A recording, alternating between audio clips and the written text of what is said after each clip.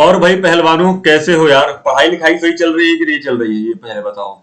और जो कल का लेक्चर हमने रिकॉर्ड किया था भाई साहब, लोग उसको पूरा देख ही नहीं रहे हैं। कल मैंने देखा लेक्चर को। तो वैसे तो आप सभी का स्वागत है मेरे चैनल पे यार। और ये आज बैंकिंग का दूसरा लेक्चर है, जहां पे हम आज मैं इस लेक्चर को थोड़ा सा छोटा रखूंगा, बहुत बड़ा नहीं, क्योंकि मुझे ऐसा लगा कि शायद 40 मिनट की वीडियो लोग देख नहीं पाए या फिर उन्हें देखने में इंटरेस्ट नहीं आया, वॉट एवर द थिंग्स, मुझे ये चीजें समझ में नहीं आई। खैर वो तो आप लोगों की अपनी अपनी मर्जी है, आप लोग वीडियो देखते हैं या नहीं देखते हैं। मगर जब आप किसी कोचिंग में जाओगे तो वहां पे आपको 2 से ढाई घंटे की क्लास मिलती है इसी चीज के ऊपर, और यहाँ पे 40 मिनट की। यहाँ पे लो, कहीं पे भी लो, वॉट एवर द थिंग्स, ठीक है। चलिए, आज हम बैंकिंग के दूसरे लेक्चर में आ चुके हैं और हम जानेंगे, समझेंगे, पढ़ेंगे और मजे करेंगे। ठीक है, चलिए। कल मुझसे एक छोटी सी गलती हुई थी, जिसको मैंने गलती से कुछ और समझ लिया था, जबकि वो था कुछ और। यहाँ पे जो ये जो तीसरा पॉइंट है, इसको मैंने कैरी फॉरवर्ड वेल्थ, यानी इसका मतलब ये होता है कि some items are perishable, can not be transferred to future generation. ठीक है, वो फ्यूचर जनरेशन पे ट्रांसफर नहीं हो सकती है। ठीक है, मगर पैसा जो है वो फ्यूचर जनरेशन पे ट्रांसफर हो सकता है, इसका ये मतलब था। ठीक है, मगर इसका मतलब मैंने बताया था कि आप इसको दोबारा इस्तेमाल नहीं कर सकते हैं, ऐसा कुछ करके मैंने बता दिया था। ठीक है, जैसे कि यहाँ पे आप एग्जांपल देख सकते हैं कि father can save his wealth in form of bank notes and give to his future generation. अगर पिताजी आपके हैं तो उन्होंने बैंक में कुछ सेव वगैरह, एफडी वगैरह करवा देते हैं, तो उसको आप फ्यूचर जनरेशन में यूज कर पाते हैं। ठीक है, ये चीजें क्लियर हो गई। तो चलिए, आज का जो हमारा टॉपिक है वो है हिस्ट्री, बैंकिंग। मतलब इतिहास नहीं पढ़ेंगे, मगर बैंकिंग का इतिहास पढ़ेंगे आज हम लोग। ठीक है, भारत में बैंक की शुरुआत कब और कैसे हुई थी, क्यों हुई थी, आज हम ये पढ़ने वाले हैं, समझने वाले हैं और जानने वाले हैं। मगर इससे पहले मैं आपको बता दूं कि अगर आप वीडियो में यहां तक पहुंच चुके हैं तो प्लीज वीडियो को अंतिम तक देखिएगा। कारण कि अगर आप पूरी चीज देखेंगे तभी आपको वो चीजें समझ में आएंगी, अदरवाइज आप नहीं समझ पाएंगे। चलिए, पहली चीज, 1770 में बैंक ऑफ हिंदुस्तान बनाया जाता है। कारण क्या है इसका? रीजन आप लोगों को पता है, ईस्ट इंडिया कंपनी के जो एम्प्लॉयज थे, उनकी जो सैलरी वगैरह थी, जो मॉनेटरी एक्टिविटीज थी, उन सभी को मैनेज करने के लिए ये बैंक बनाया गया था। ठीक है, आपको समझ में आ गया इतना? कोई डाउट नहीं? चलिए, अगला जो हमारा बैंक है वो है बैंक ऑफ बंगाल। 1809 में बना ये बैंक ऑफ बंगाल, मगर इससे पहले ये 1806 में बनाया गया था बैंक ऑफ कैलकाटा के नाम से, जिसे रीनेम किया गया 1809 में बैंक ऑफ बंगाल के नाम से। ठीक है, और ये पहला प्रेसिडेंसी बैंक है। अब आप कहेंगे सर ये प्रेसिडेंसी बैंक क्या होता है? ठीक है, तो चलिए मैं क्लियर कर देता हूं, आओ करके देखते हैं। प्रेसिडेंसी का मतलब यह होता है कि जहां पर सारी एडमिनिस्ट्रेटिव एक्टिविटी आपकी हो रही है। ठीक है, एडमिनिस्ट्रेटिव एक्टिविटी हो रही है। दूसरी चीज कि वहां पे इकोनॉमिक एक्टिविटी एंड ट्रेड हो रहा है। ठीक है, वहीं से हर एक चीज को एडमिनिस्टर किया जा सकता है और वहां पे इकोनॉमिक एक्टिविटी और ट्रेड भरपूर मात्रा में हो रहा है। तो जो ईस्ट इंडिया कंपनी थी उसकी 3 प्रेसिडेंसी थी। कहां कहां पर? एक तो मुंबई में थी, और एक मतलब ये क्या नाम है, बैंक, अरे इसको नीचे क्या कहते हैं, तमिलनाडु, चेन्नई, मद्रास यहाँ पे। ठीक है, और एक कोलकाता यानी बंगाल यहाँ पे थी। तो पहला जो बैंक इन्होंने बनाया, बैंक ऑफ बंगाल, 1806 में, वो यहाँ पे बनाया। ठीक है, इसलिए ये पहला प्रेसिडेंसी बैंक है। ठीक है, चलिए, अगला जो बैंक है वो बैंक ऑफ बंगाल 1840 में बनाया गया और ये सेकंड प्रेसिडेंसी बैंक है। ठीक है, और इसके बाद जो बैंक है वो है 1843 का, जिसको हम कहते हैं बैंक ऑफ मद्रास, और ये तीसरा प्रेसिडेंसी बैंक है, यानी थर्ड प्रेसिडेंसी बैंक है। ये 4 बैंक के बारे में आपको चीजें समझ में आ गई? कोई डाउट इसके बारे में, छोटा मोटा कुछ भी डाउट नहीं? प्रेसिडेंसी का मतलब समझ में आ गया? देखिए, वो बार बार इसलिए पूछता रहता हूं ना कि आप लोग का जो माइंड है वो यूज नहीं हो रहा है, वो प्रॉब्लम यही है, तो समझ में कहां से आएगा? ठीक है, चलिए, इतनी चीजें समझ में आ गई कि नहीं आ गई? अब चलते हैं आगे। मगर इलाहाबाद बैंक के बारे में जानने से पहले हम थोड़ी सी चीजें और जानते समझते हैं। चलिए, अभी मैंने आपको जैसे बताया, बैंक ऑफ हिंदुस्तान 1770 में बनाया गया। 1870 बार बार आ रहा है, यानी 1770 में बनाया गया। किसके द्वारा बनाया गया? अलेक्जेंडर एंड कंपनी के द्वारा बनाया गया। कहां पर? कलकत्ता में। ठीक है, इसको ध्यान रखिएगा कि बैंक ऑफ हिंदुस्तान किसके द्वारा बनाया गया था? अलेक्जेंडर एंड कंपनी के द्वारा। ये पहला बैंक है जो बैंक ऑफ हिंदुस्तान, ठीक है, ये स्टैब्लिश किया गया था, मगर ये लिक्विडेटेड हो गया था, बंद हो गया था 1829 से 32 के बीच में, क्योंकि अब आप जानते हैं बैंक क्यों बंद होता है, जब पैसे वगैरह नहीं रहते हैं। ठीक है, और जनरल बैंक ऑफ इंडिया ये बनाया गया था 1786 यानी 1786 में, इसके बाद ही। ठीक है, मगर ये 1791 में ये भी फेल हो गया, ये भी बंद हो गया। ठीक है, ये था बैंक पहला। अब इसके बाद जो बैंक ऑफ कलकत्ता में, जो मैंने अभी आपको बताया कि 1806 में 2 जून 1806 में बैंक ऑफ कलकत्ता बनाया गया था। क्यों बनाया गया था? अब आप थोड़ा इन जो महान आदमी जिन्हें आप समझते हैं अंग्रेजों को, उनका दिमाग देखिए कि ये पैसे फंड करने के लिए जनरल वेलेस्ली जो युद्ध कर रहे थे किसके साथ?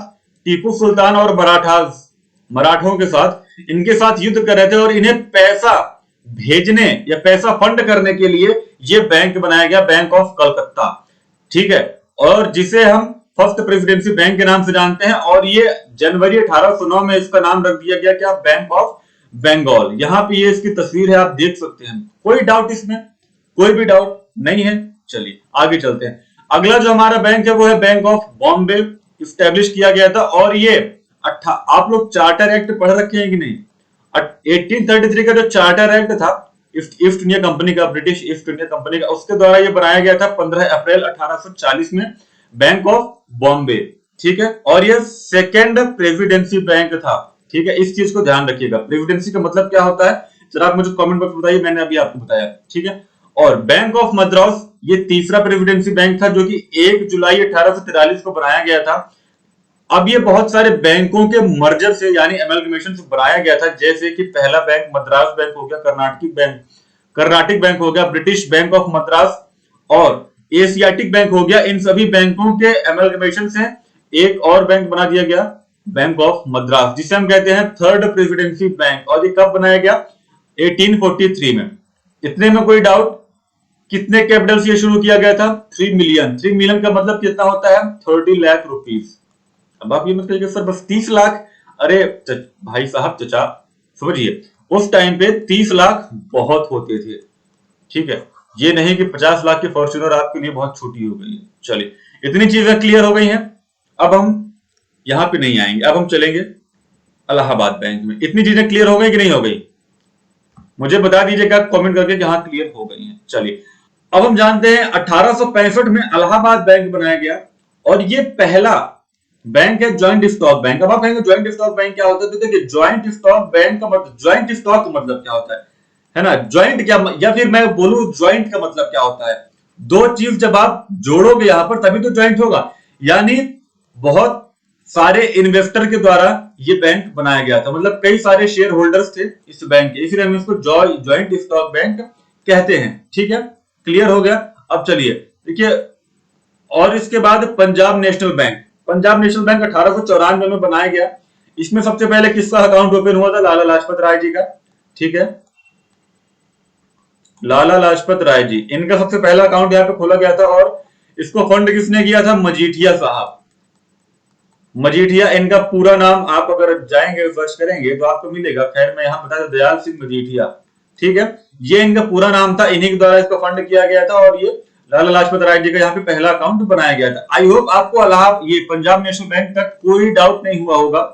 1894 में ये बनाया गया था। अब हम इसके बाद देखेंगे कि भैया इंपीरियल बैंक ऑफ इंडिया कहां से निकल के आ गया। अब देखिए, इंपीरियल बैंक ऑफ इंडिया की कहानी कुछ ऐसी है कि ये जो बैंक ऑफ बंगाल है ना, देख रहे हैं आप, और ये जो बैंक ऑफ बॉम्बे है, ठीक है, और ये बैंक ऑफ मद्रास है। मैं जब कोई चीज बोलूं ना तो उसको अपने दिमाग में इमेजिन किया करिए कि हाँ 1840 में आप घूम रहे हैं, अभी 1809 में आप घूम रहे हैं, 1843 में आप घूम रहे हैं, 1843 में, और अब आप 1921 में पहुंच जाइए फटाक से, क्योंकि 1921 में इंपीरियल बैंक ऑफ इंडिया बना दिया गया था इन तीनों को मर्ज करके।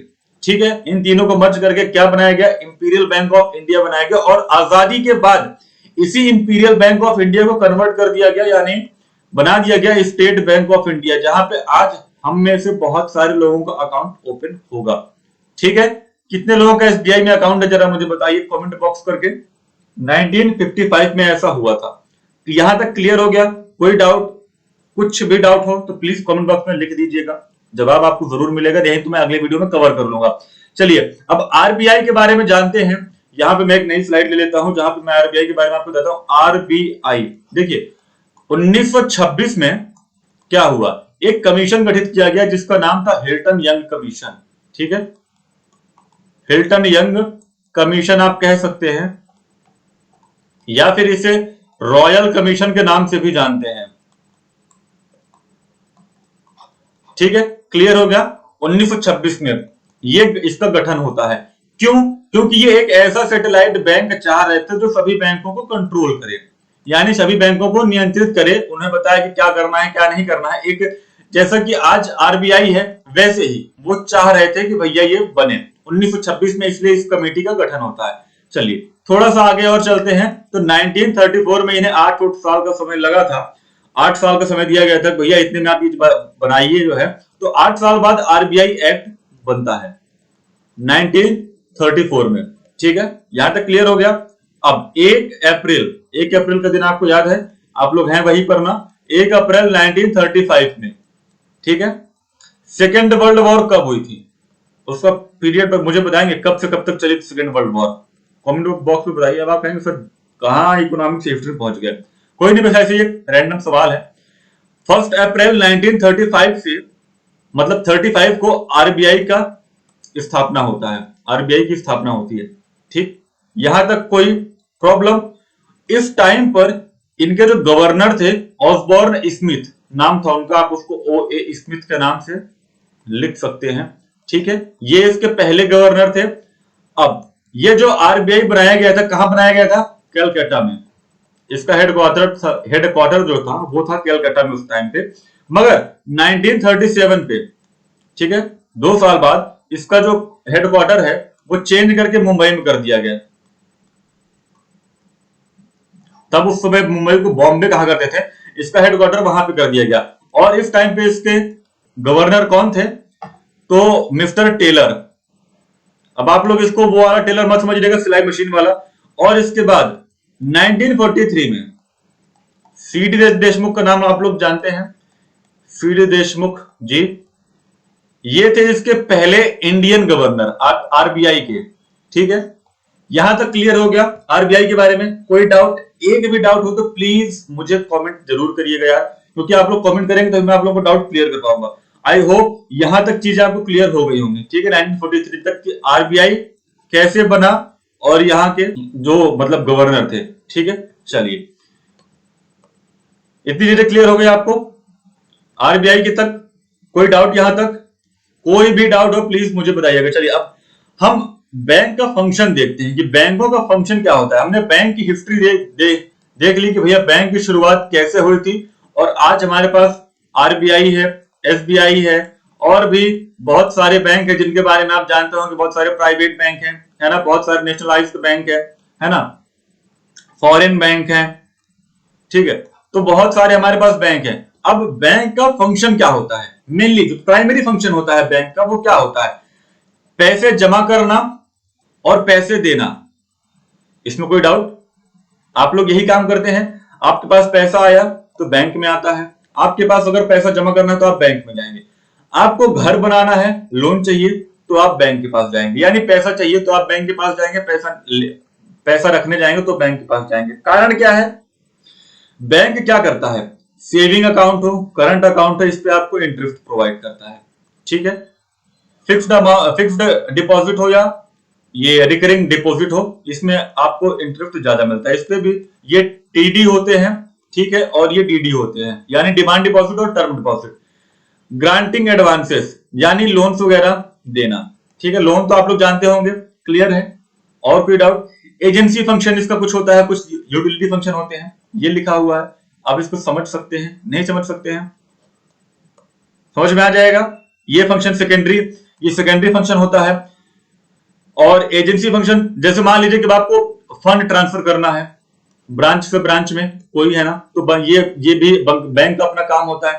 पीरियोडिक पेमेंट, अब आप लोग मान लीजिए कि बिजली का बिल आपको जमा करना है, ठीक है, तो आप लोग आजकल एक सुविधा चल रही है कि बैंक आपका बिजली का बिल टाइम टाइम जमा कर देता है। कैसे होता है वो आप लोगों को पता ही होगा। ठीक है, कलेक्शंस होते हैं, periodic collections, other agency, portfolio management वगैरह जो होता है। तो पीरियोडिक कलेक्शंस क्या होते हैं, जैसे कि पेंशन वगैरह आती है आदमी की, है ना, तो वो होता है पीरियोडिक कलेक्शन।